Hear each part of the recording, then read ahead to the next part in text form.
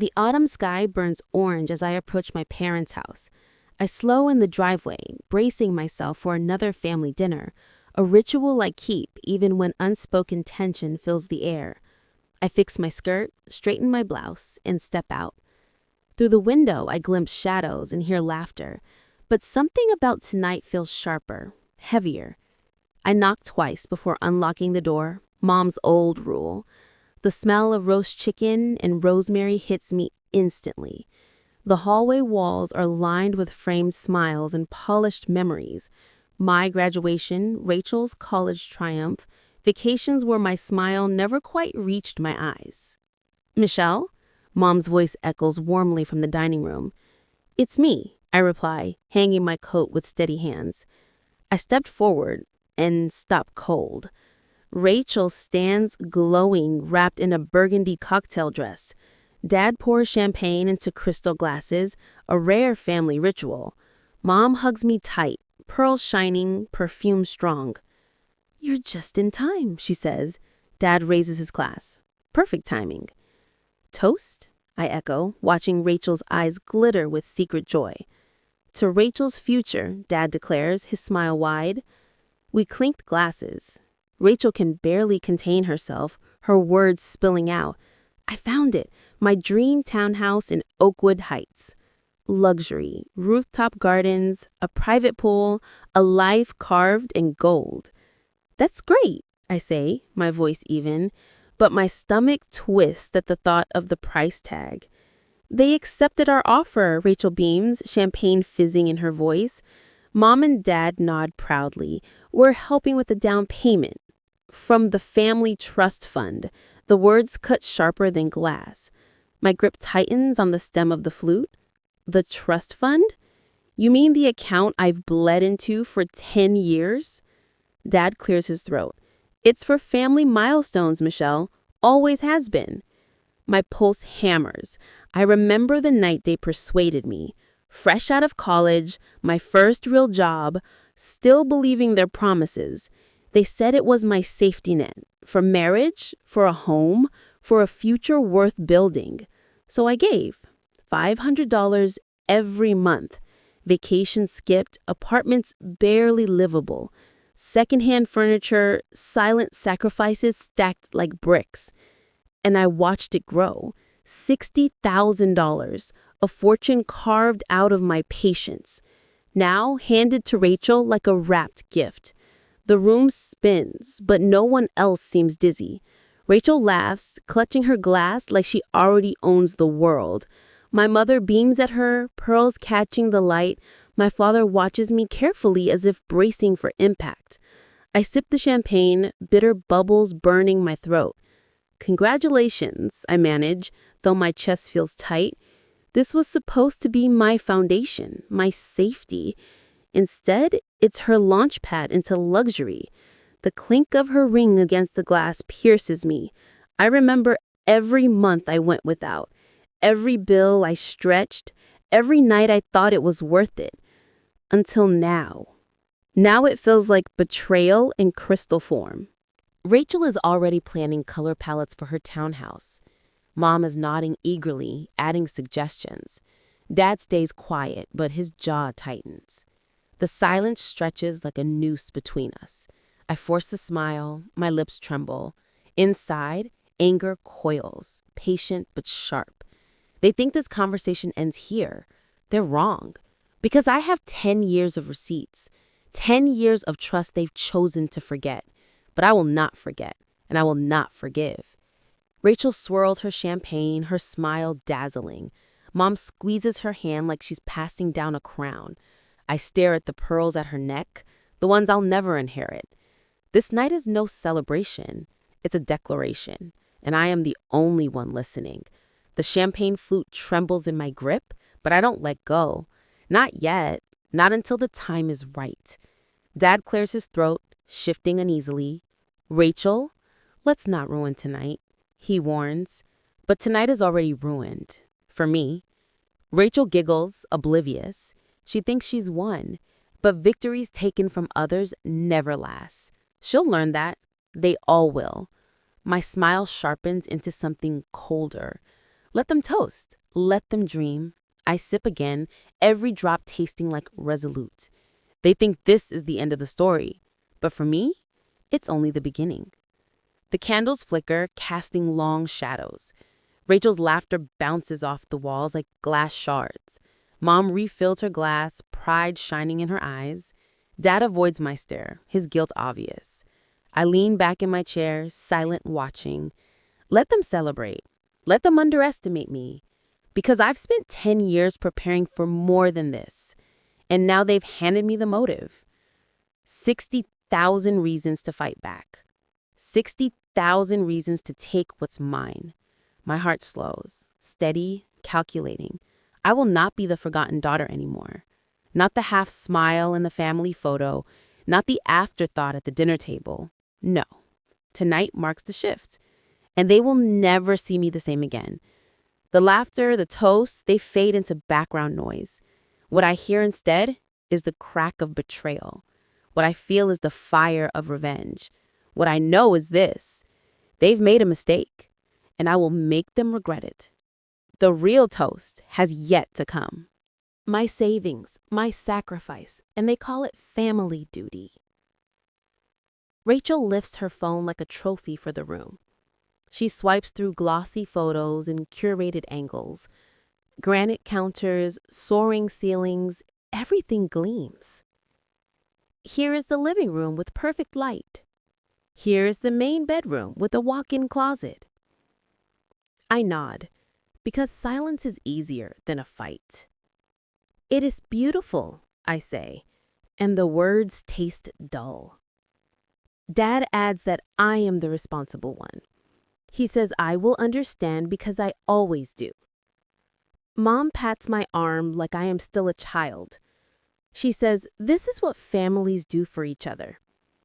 She reminds me that I do not even have a partner yet. She says Rachel is at a different stage of life.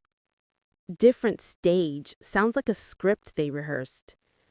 I remember the years I said yes to overtime. 60-hour weeks while Rachel searched for herself. Her car was a gift while I rode buses. I counted quarters and she counted countries. Her Europe trip was called an investment. My grind was called being reliable. Excuse me, I say and set down my glass. The bubbles go flat, like my patience. I head for the hallway and the bathroom light.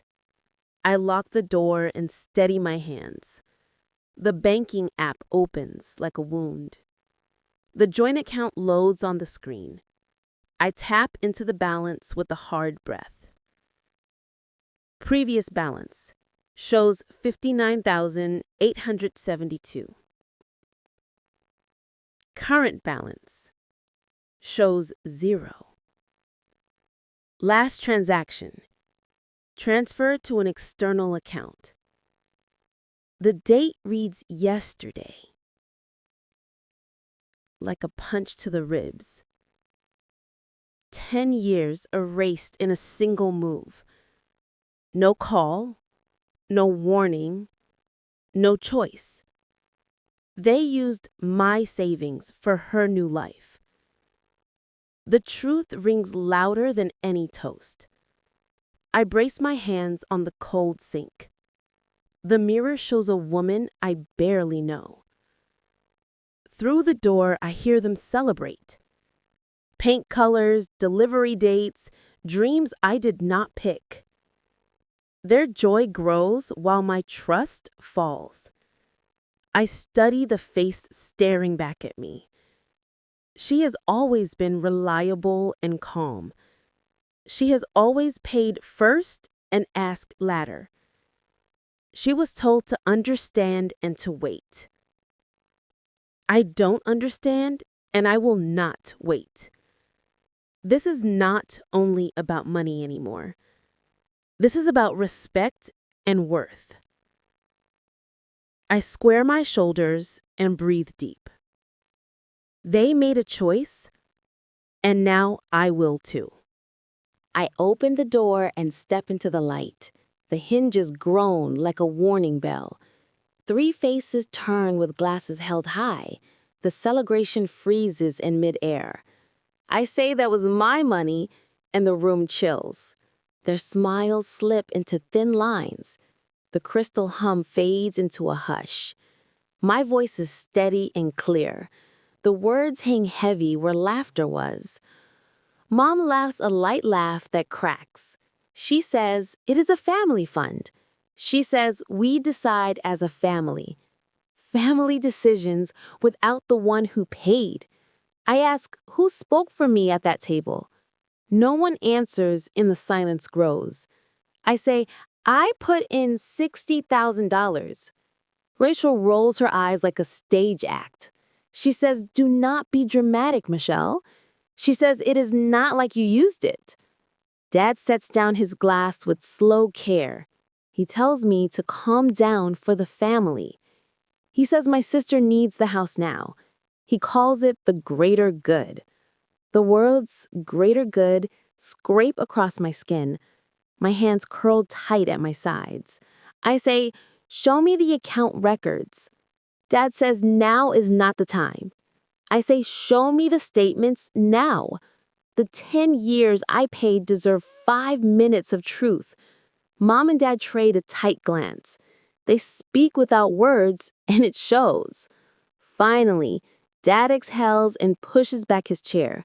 He says, "Fine, if that will end this."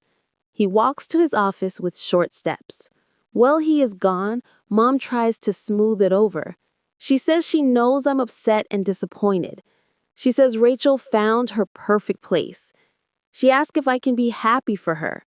Rachel nods like a hostess in a show. She says I can visit any time. She says there is a spare room for me. She offers a bed I helped pay for. The kindness lands like a slap. My stomach twists at the idea. Dad returns with the leather folder in hand. He hesitates, then sets it on the table. I reach it before anyone can think twice. I open to a stack of night records.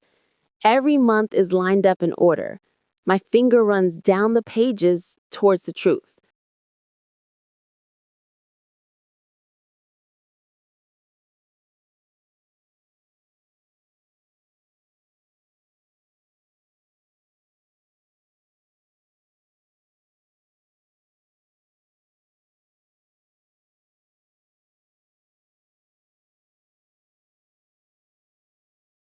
Columns of numbers march down the page. Each deposit carries my name and my effort. 10 years of sacrifice laid open to the light. I flip month after month, my jaw tight, searching for any sign of a contribution that is not mine. "There is nothing from either of you?" I say, and look up. Dad shifts in his chair as if it pinches. "We provided the strategy," he says, "the guidance." Guidance, I repeat, and keep turning pages. A note from 3 years ago stops my hand. What is this withdrawal, and why? 20,000 in August 2022? Rachel suddenly finds her glass fascinating. Mom says Rachel needed help with grad school. She calls it a small loan that would be repaid. I flip faster and more pages fall into place. Here is 12,000, and here are more. 8 smaller withdrawals that none of us discussed. Dad clears his throat like it might fix the math. He says that covered a car down payment and a bridge when she was between jobs. Her Europe trip to find herself, I ask? I already know. And Mom looks away. Mom reaches for my hand and I pull back. "Family supports each other," she says. "Your sister needed these things to get started." "And what about my needs?" I ask the room. Dad says I have always been capable, as if that pays bills.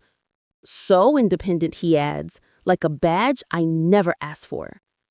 So independent because I had to be, I answer. I count the times I heard "not now," the times I swallowed no and kept working. "That is not fair," Mom says with wet eyes. She starts to list everything you've done. "What exactly have you done?" I ask quietly. The anger is gone, only honesty remains. We raised you, Dad says with steel in his tone. We kept a roof and put meals on the table. That is the baseline of being a parent, I reply. Family supports each other. Dad repeats slow and hard. He says your sister needs this start. His jaw locks like a door I never had a key for. And I don't need a start, I ask, and the air thins. I close the folder and feel the weight lift. Exhaustion presses down, but resolve rises higher. For 32 years, I have held this family steady. Rachel scoffs and spins the glass stem. It's just money. You can save again. She says my career is boring, as if that's a flaw. Her easy cruelty snaps the last thread.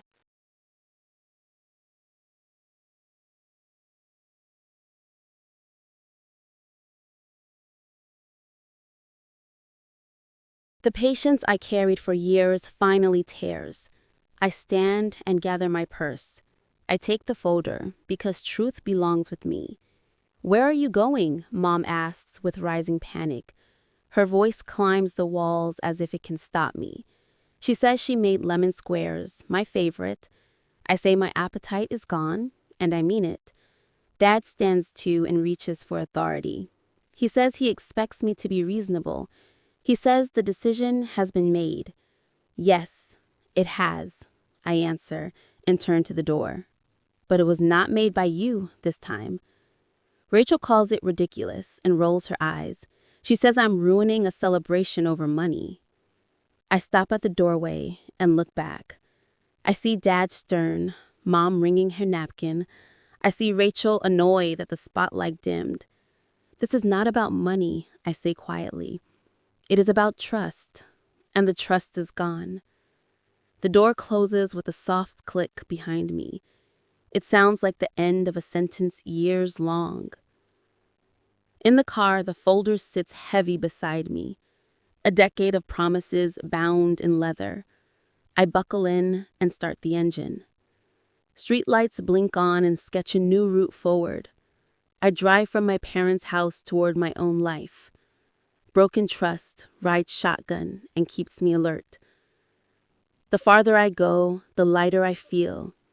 The road ahead is a choice I should have made sooner. The good daughter always went back. She always forgave and understood. Not tonight, and not again.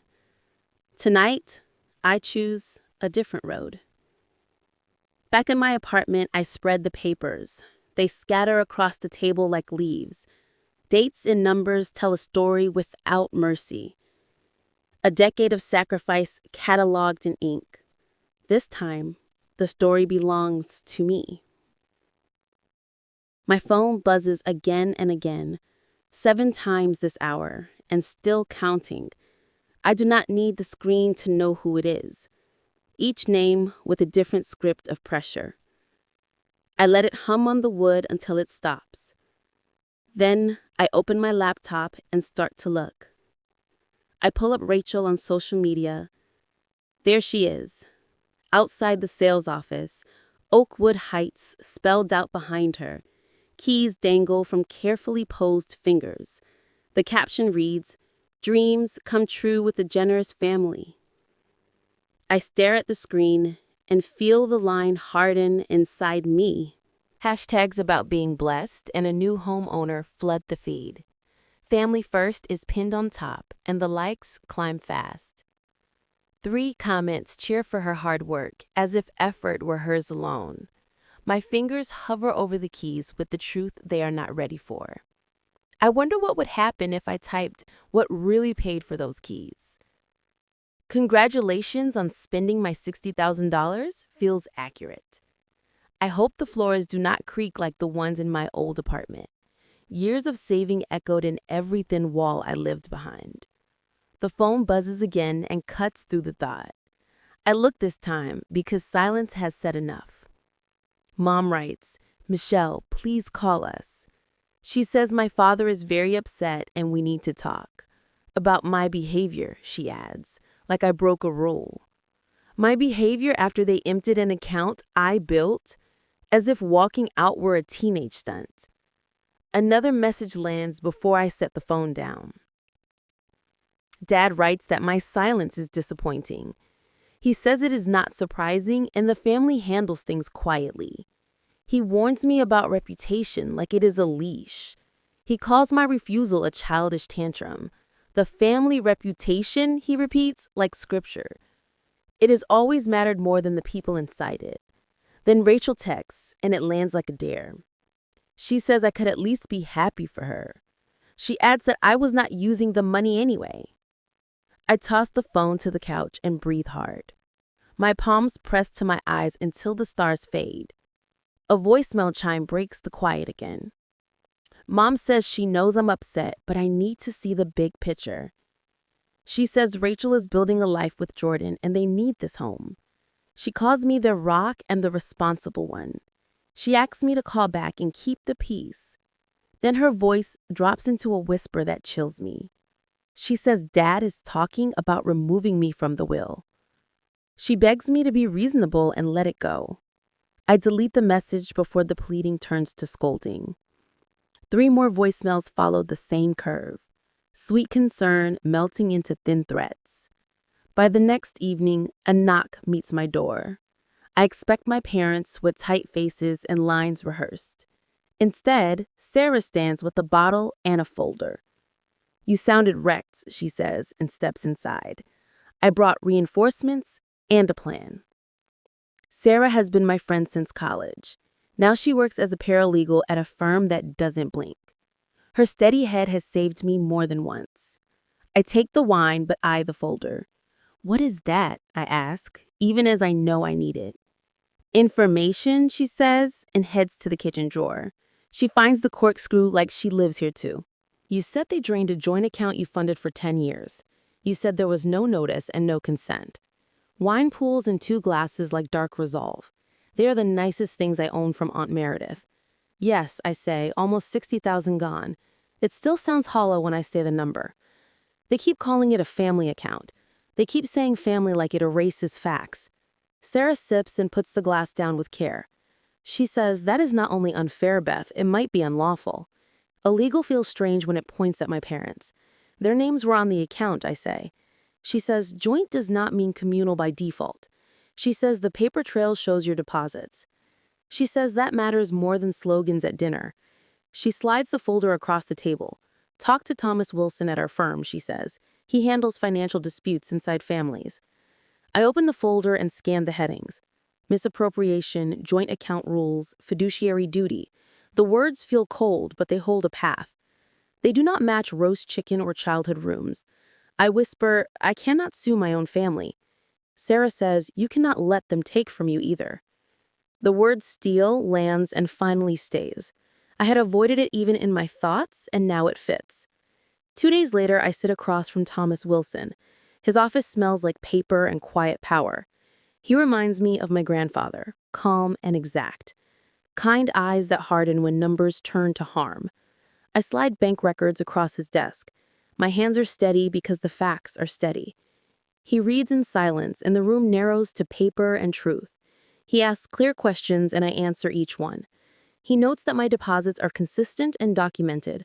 He notes unauthorized withdrawals that match their timelines. He says this pattern is not a misunderstanding. He says it reads like taking without consent. He explains options with the weight of experience. Demand letters, mediation, and if needed, a civil claim. He says we will start with what is fair and formal. He says we will give them a chance to do what is right. I ask what happens if they do not.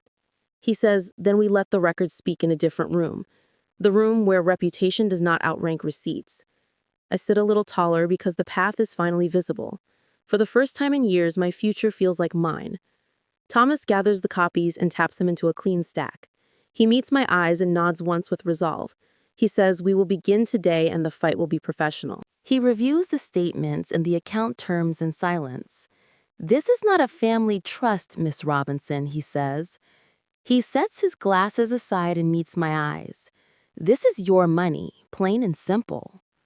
They are my parents, I whisper, as if that changes the math. Yes, he answers, and that makes the breach even more serious. He leans back and lets the words land. Betrayal in a family carries weight. I stare at my hands, ink smudged from the day. Grading papers leaves marks I cannot wash away. I need time to think, I tell him. After work the next day, I linger in my classroom alone.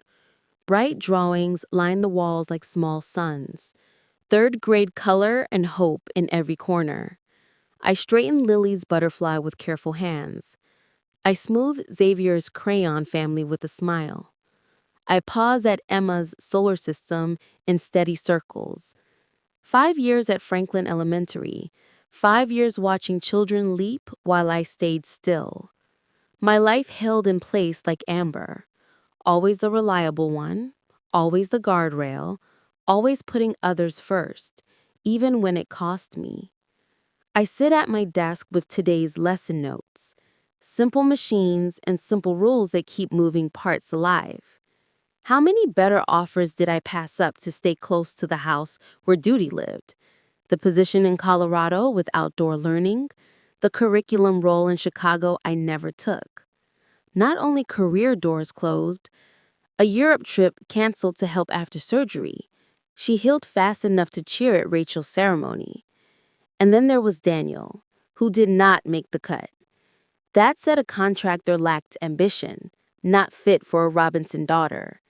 Year after year of small surrenders. They built an invisible cage around me. A drawing on my desk catches my eye. Jamie's poster from our lesson on integrity. One figure stands tall in front. Others huddle behind but watch. The caption says, "Miss Robinson taught me to stand up." My phone rings and jolts the quiet. Unknown number lights the screen. "This is Aunt Meredith," she says, warm and steady. Dad's sister, the one who left years ago, she moved to Arizona and kept her spine. "Aunt Meredith, how did you know?" I ask. "Sarah called me. We never lost touch." Of course they did. Strong women find each other. "I heard what Robert and Patricia did," she says. Her voice has the dry warmth of the desert. "You are not overreacting, Mechelle. With your savings, it sounds simple, not complex." I start my usual defense and she stops me. "They did the same to me with Grandma's jewelry. Pieces named in the will from me alone. Your father said they had to stay in the main line. I let it go because I thought that was loyalty." My breath catches at the pattern. "I never knew," I whisper and mean it. "They built a wall of silence," she says, "and kept it high. Your grandfather taught your father. Your father refined it, and now it lands on you. Do not let this pass," she adds, softer. "This cycle has lived in our family for years." I look at Jamie's drawing again. One small figure standing tall against the rest. "It stops with me," I say, and hear steel in my voice. "Good girl," she says, with a smile I can hear. "Now, here's what you will do. Step by step." I listen as she lays out the plan. Practical, legal, and steady for the heart. By the time we hang up, the sky has gone dark, but a thin light finally starts inside me. This ends with me, and it begins now. The next day, I return to Thomas's office with focus. The room feels like my grandfather's study. Dark wood shelves and leather spines in rows. Afternoon light slips through the blinds in gold bars. On the conference table, my records sit in order. 10 years of deposits and dates align like rails. Thomas rests his hand on the stack. He says the timeline is clear and compelling. He says the withdrawals match benefits to Rachel. He says intention is in the pattern, not the excuse. We draft the first step together. A formal demand for repayment and a hold on further transfers. We set deadlines and the path if they refuse. I feel steady in a way I have not felt in years. For the first time since the dinner, there's air in my lungs. This ends here, I tell myself, and believe it. We will send the letter tomorrow, Thomas says. He gathers the file with careful hands. The room is quiet, but charged. Light stripes the table, and the paper glows. I nod once and stand ready. Whatever comes next, I will meet it. With records, with resolution, and with truth. 10 years of proof are on my side. Thomas adjusts the stack and says we move forward. He lifts his silver-rimmed glasses and nods once. Every month without fail, you paid, he says. His weathered hands move with measured care. He tracks each entry like a metronome of truth. Thomas Wilson has practiced longer than I have lived. His reputation for fairness is carved in stone. It is why I chose him over younger names. Because gravity matters when the ground shifts. And not a single contribution from your parents, he says, steady but edged with quiet anger. Despite all their verbal assurances and stories, they manage the account, I say, and hear the echo. The words sound hollow even to me. Thomas looks up, blue eyes sharpened by years. 40 years of law leave little room for fog. They managed to empty it, Miss Robinson, and they did so without your knowledge or consent. My stomach tightens as the plain truth lands. Hearing it stripped of excuses makes it starker. The law is clear, he says, hands firm on paper. This qualifies as financial misappropriation. Your options are on the table: civil relief or a formal fraud track. Fraud lands in the room like a dropped stone. Criminal charges against my own parents and Rachel. The thought ripples like cold water. I do not want my family destroyed, I say. I want what is right and returned. Thomas nods and tempers the edge of the law. Then we begin with certified letters, one to the bank to dispute the transfers, one to your parents to state your claim. We outline the record and the remedy. We set timelines and next steps. He slides 2 envelopes across the table. I sign and feel my hand steady. My signature looks braver than I feel. Fair warning, he says, as the aide collects them. People rarely react well when held to account. 4 days later, I learn how right he is. I walk into Aunt Meredith's dining room. It smells like pot roast and tension. A casual dinner turns out to be an ambush. Faces I love arranged like a canal. Uncle Frank takes the head of the table, his usual laugh replaced by stirring thunder. You're breaking your mother's heart. He points a fork like a gavel. She has not slept since those letters arrived. I sip water and let the room settle. I am sorry she is hurting, I say. Cousin William leans in like a coach. Rachel has big dreams, he says with easy certainty. Mechelle, you are just a teacher. The word just hangs like a weight, loaded by years of family expectation. I have spent my life helping children rise. I fold my napkin and keep my voice even. Last year, I paid 3 application fees for my students, out of my own pocket and without a post. Aunt Meredith's eyes widen a fraction. She had not known, and it lands in the room. Your sister needs that money for her future, Uncle Frank insists with finality. Her house, her wedding, she has plans. So did I say, and nothing else. Silence draws a clean line across the table. For once, they actually hear it. My phone buzzes in my purse like a tiny alarm. I excuse myself to the kitchen for a breath. A notification waits from social media. Rachel has tagged me in a post. She stands with her boyfriend in front of a sold sign, his arm tight around her waist. Her left hand flashes a diamond ring.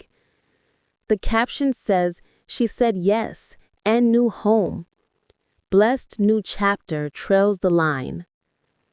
Comments pour in for the golden child. Friends and family crown her in the thread. My fingers hover over the screen. I could ignore it and walk back. But the same still that saved each month refuses to stay silent now. I type one measured line and nothing more. Congratulations on your engagement. I hope your home brings the joy my decade of saving brought me. I hit send before second thoughts can speak. I return to the table as my phone erupts. Notifications roll in like a drum line. In the doorway, I steady my breath. Month after month, I stayed quiet. Tonight, I will not. The room watches as I take my seat again.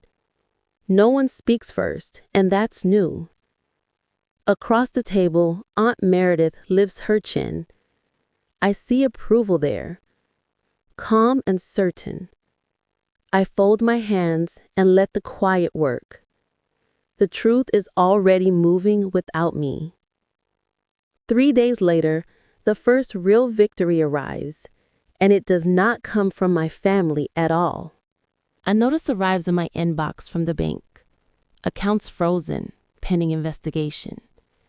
They are reviewing the disputed transfers. The subject line feels like a locked door. My father calls within the hour, roaring. He asks, "What have you done?" As if I broke faith.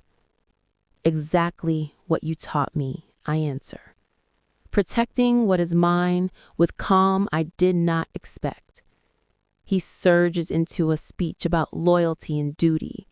He calls me ungrateful and worse. His voice rises with each sentence like a siren. I let the storm pass and wait for quiet. Is that all? I ask, when the air finally settles. He hangs up and leaves the line empty. The next afternoon, I arrange science projects. Third graders and their bright ideas. A shadow falls across my door. My mother stands there, pressed and perfect. She looks out of place among coloring glue. She is a pearl strand in a crayon world. We need to talk, she says, and shuts the door. We're family. Can we handle this quietly? I keep straightening the display board. We could have 10 years ago, I say, or last month, or even at dinner, but not anymore, not after this. I line up Mason's volcano beside Sophia's planets. Then I turn to face her and let the quiet work. She steps closer and drops her voice to a whisper. Do you know what this is doing to your father and to Rachel? She says wedding plans are at risk. The room is empty, but she whispers anyway. I think of old promises and bus rides, of drizzle and hand-me-down coats, of years of saving while Rachel spent, of a tiny apartment with loud pipes. Yes, I say, and hold her gaze. I know exactly what this is doing and what yours has done to me. For the first time, she really looks at me, not the obedient daughter, but the woman I am. A week later, we meet at the long walnut table. The conference room gleams under quiet lights. I sit beside Thomas and breathe steady. His presence feels like armor on my shoulders. Across the table sit my parents and Rachel, a portrait of disappointment arranged by habit. My father's jaw grinds and will not lift. He has not met my eyes since he walked in. My mother's tissue frays into white threads. Her pearl bracelet ticks against the table. Rachel scrolls through photos on her phone, counters and closets that may slip away. Let us begin, Thomas says with calm weight. 40 years of law ride quietly in his tone. He opens a leather portfolio with care. My father's palm slams the table like a stamp.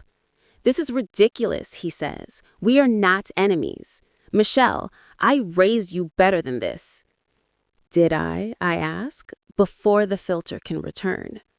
Soft words with an edge that cuts. Mom dabs at dry eyes and shakes her head. You are tearing this family apart over money. Money? After everything we did for you, she says. Thomas clears his throat and resets the room. With respect, let us focus on the record. He slides printed statements across the table. The pages whisper as they move. My father's hand slams down again and echoes. We are family, not litigants, he repeats. I raise you to know better, he insists. I sit still and let the paper speak. Thomas points to the first column of numbers. These show a decade of deposits from Mechelle, 500 each month for 10 full years. Rachel finally looks up and color drains. She sees what denial could not blur. Thomas continues with the next page. It shows 0 contributions from Robert or Ellen, not one deposit across the same span. Dad bristles and says, "We managed the account. That is a contribution." Mismanaged is closer to the mark, Thomas says. His tone remains even and precise. Under state law, this pattern meets misappropriation, transfers without proper authorization. We did not need permission, that interjects. It's a family fund, and we acted as family. That is not what the documents say, Thomas replies. He taps the agreement with the careful finger. The account was opened in Michelle's name alone, with you as co-signers, not as trustees. Co-signers do not rewrite ownership or consent. The room holds its breath on the next beat. Paper and dates do not bend to feelings. Facts sit between us like stone.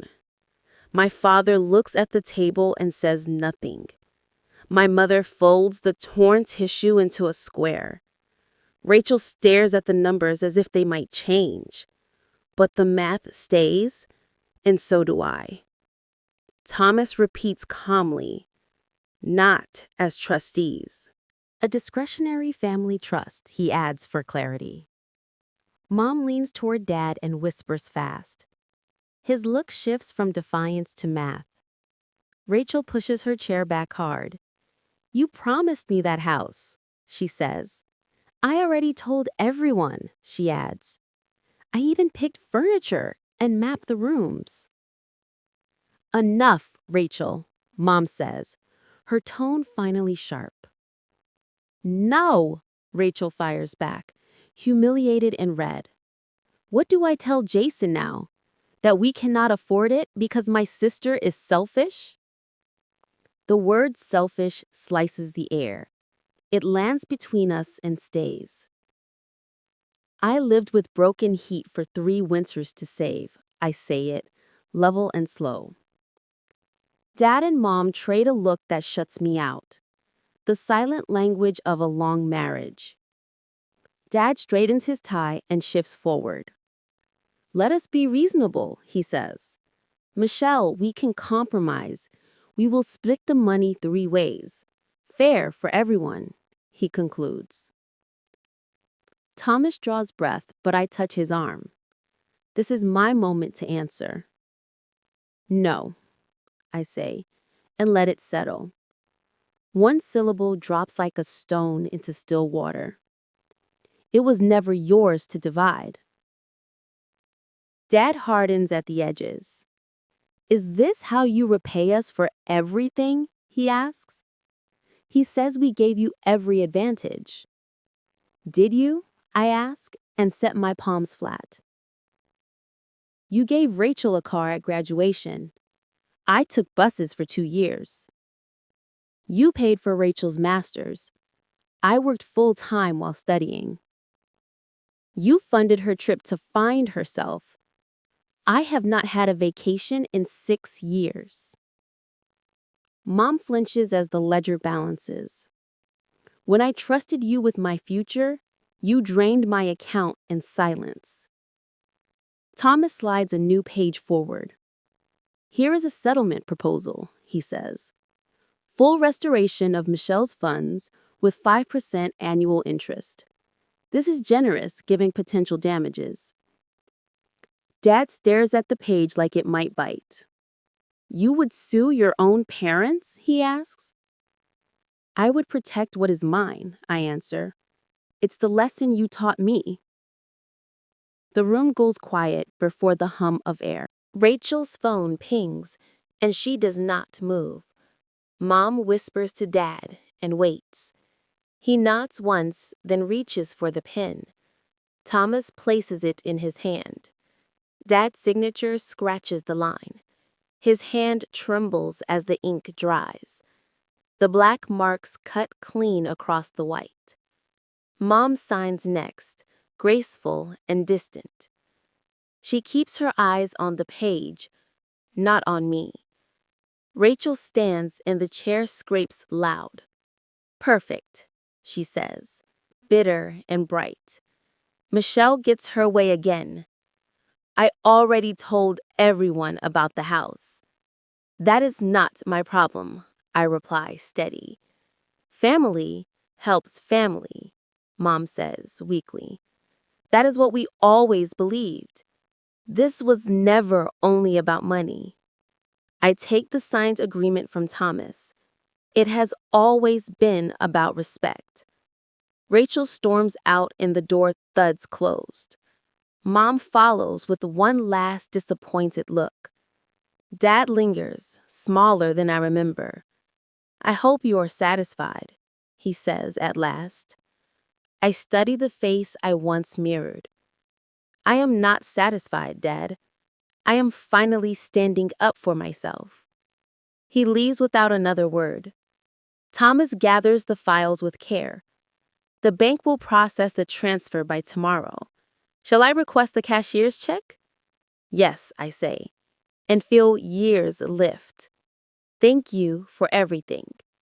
Next day, I hold the check in both hands. It reads $62,865.17. 10 years translated into numbers. I drive to West Side Elementary. 6 years of third grade in these halls. In the office, I write a new check.